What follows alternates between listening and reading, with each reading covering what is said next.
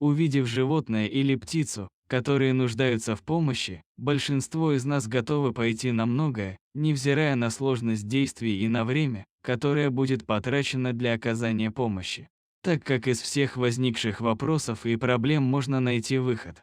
Главное – спасти попавшее в беду живое существо. Именно подобный случай и произошел в Северной Америке в одном из городков штата Миннесота. Джеймс Гаулин, возвращаясь домой с работы на личном автомобиле, проезжал мимо высоко произрастающих деревьев, как вдруг что-то заметил на их фоне.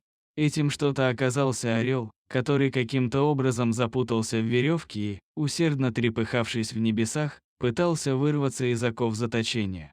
Измотавшись, орел сел на ветку дерева, к которой была привязана или зацеплена веревка, и перестал шевелиться, из-за чего казалось, что птица умерла. Мужчина пребывал в размышлениях о том, как можно помочь птице, ведь ветка, на которой сидел орел, располагалась очень высоко, и добраться до нее было бы невозможно, даже имея специальное оборудование.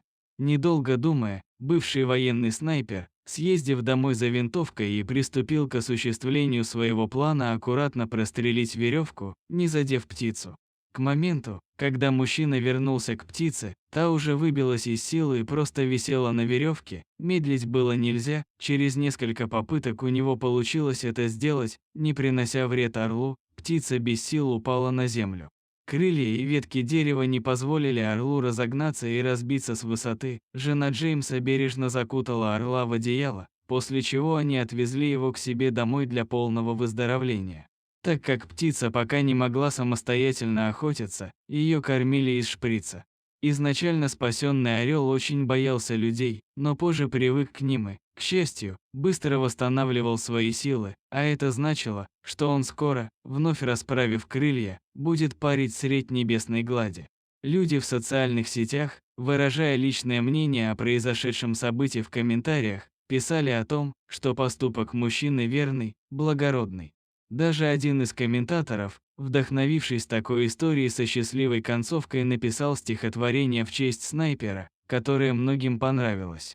В итоге, после выздоровления и восстановления сил, орла выпустили в его родную стихию. Джеймса не наказали за стрельбу в непредназначенном месте, наоборот, он стал местным героем, у которого многие захотели взять уроки стрельбы.